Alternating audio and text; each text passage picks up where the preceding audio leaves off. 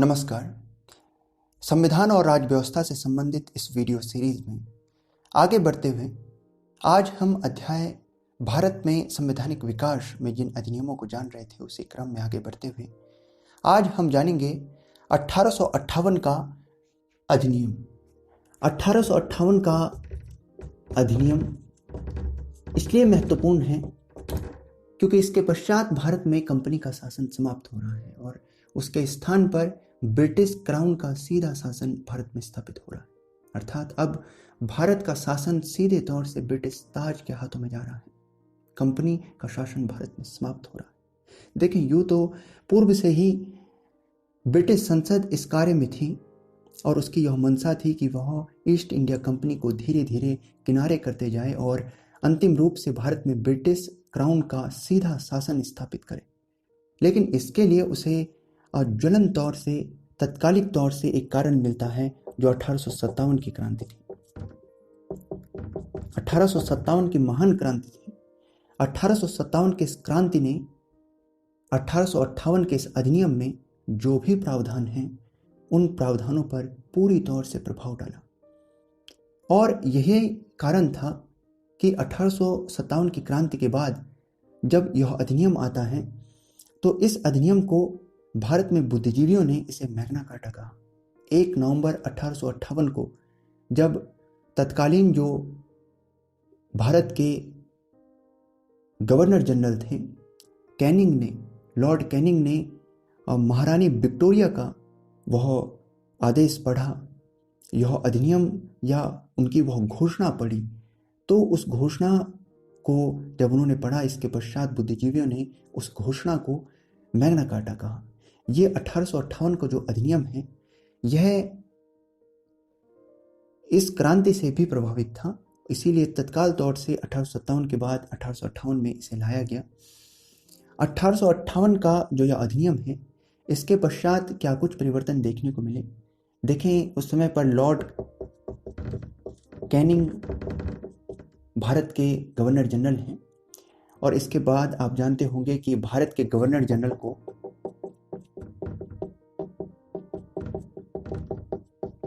Viceroy कहने लगे, viceroy कहा जाने लगा।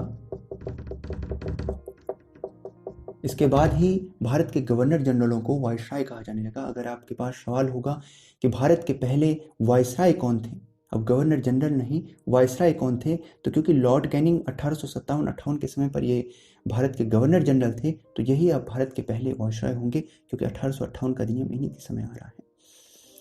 तो यहाँ पर 1858 के अधिनियम के बाद जो कुछ परिवर्तन हमें देखने को मिले, देखिए ब्रिटेन में कुछ संस्थाएं हैं जो भारत के लिए कार्य कर रही हैं, तो ब्रिटेन में वो सब जो परिवर्तन हो रहे हैं जो कुछ इस अधिनियम के पश्चात देखने को मिला है। देखिए, सबसे पहले तो अभी तक हम जानते थे कि एक कोर्ट ऑफ डायरेक्टर होता था और एक बोर्ड ऑफ कंट्रोल होता था। कोर्ट ऑफ डायरेक्टर और बोर्ड ऑफ कंट्रोल को हमने पिछले वीडियोस में जाना है, ये कब स्थापित किए गए, किस कारण से ये लाए गए, क्या इनके पीछे के कारण थे, वो सब हमने जाना, इनके संचालन को भी जाना। तो कोर्ट ऑफ डायरेक्टर और बोर्ड ऑफ कंट्रोल को जो कि ब्रिटेन में थे, तो इन दोनों को ही कोर्ट ऑफ डायरेक्टर और बोर्ड ऑफ कंट्रोल दोनों समाप्त हो गए। यानी अब कंपनी ही समाप्त हो गई तो इनका क्या कार्य था, कंपनी ही समाप्त हो गई है तो कंपनी के संचालन के लिए जो ये संस्थाएं बनाई गई थी यह भी अपने आप समाप्त हो गई। अब भारत में जो शासन है उसे कौन देखेगा, भारत की राजनीति को कौन देखेगा, तो इसके लिए भारत सचिव एक पद बनाया गया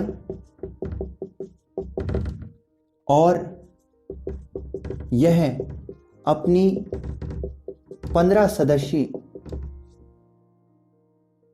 परिषद के साथ भारत के मामलों पर कार्य करेगा।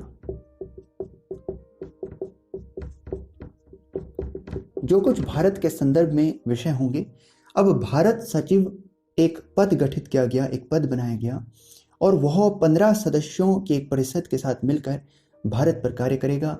भारत के तमाम मामलों को देखेगा। तो भारत सचिव का पद यहाँ गठित किया गया। भारत सचिव का पद के विषय में आपको जानना चाहिए कि भारत सचिव पहला जो है, भारत सचिव ब्रिटेन की संसद में या ब्रिटेन की सरकार में जो मंत्रिमंडल था, सदस्य था, वो वहां कार्यपालिका का सदस्य था, मंत्रिमंडल का सदस्य होता था। तो भारत सचिव जो होगा वो मंत्रिमंडल का सदस्य होता था। तो भारत सचिव अपनी 15 सदस्यीय परिषद के साथ भारत के मामलों को देखेगा।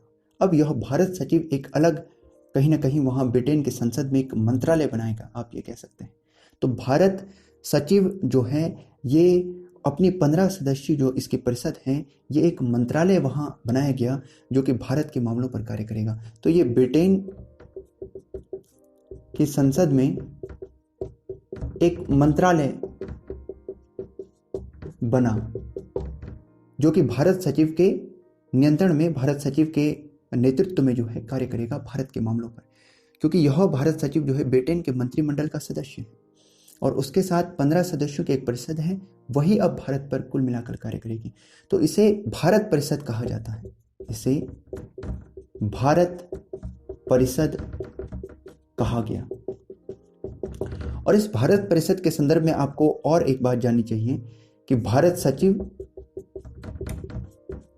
और भारत परिषद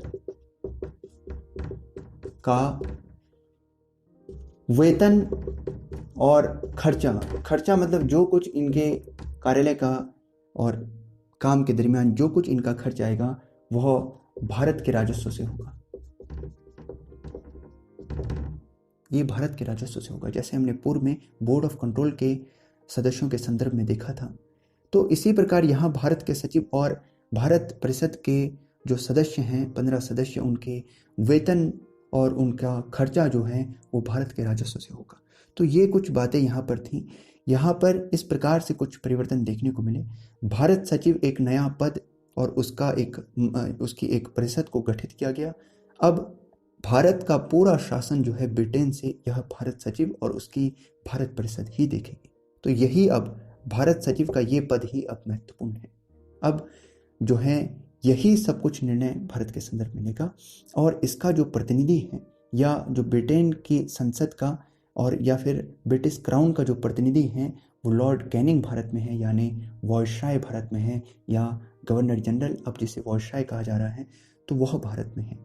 तो अब वो ब्रिटिश क्राउन का सीधे तौर से प्रतिनिधि भारत में है।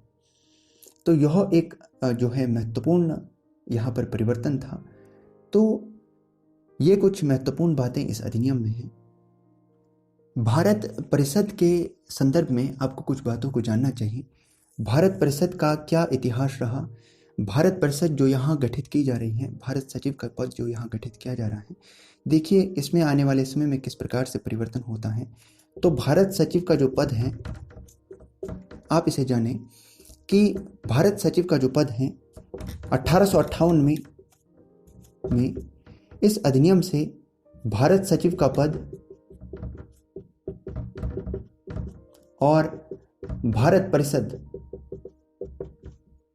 गठित, ये 1858 में इसे गठित किया जा रहा है। भारत सचिव का पद और भारत परिषद का गठन किया जा रहा है। इसके अलावा यहाँ पर आने वाले समय में यानी 1919 के अधिनियम में इसमें कुछ परिवर्तन किया जाता है। 1919 के अधिनियम में भारत सचिव का जो पद है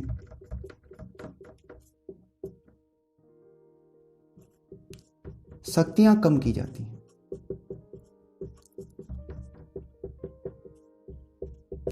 भारत सचिव की शक्तियां कम की जाती हैं। देखिए यहाँ पर क्योंकि भारत परिषद जो है और भारत सचिव जो है 1858 में हमने देखा कि इनका वेतन, इनका खर्चा जो है भारत के राजस्व से होगा। यहाँ पर इस बात को बदला जाता है और भारत परिषद जो है के सदस्यों की संख्या कम की जाती है और वेतन और खर्चा अब भारत के राजस्व से नहीं जाएगा, यानी ब्रिटेन ही उसे व्यय करेगा। तो उसका वेतन और खर्चा अब ब्रिटेन की संसद या ब्रिटेन की सरकार उठाएगी। तो इस प्रकार से यहाँ प्रावधान किया गया। 1919 में ही एक उच्चायुक्त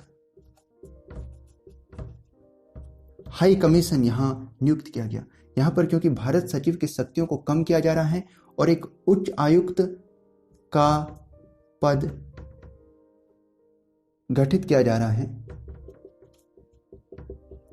यहाँ 1919 में एक उच्चायुक्त का पद 1919 में यहाँ गठित किया जा रहा है। भारत सचिव की शक्ति को कम किया जा रहा है। अगर आप 1935 के अधिनियम में देखें तो यहाँ पर भारत परिषद को समाप्त कर दिया गया।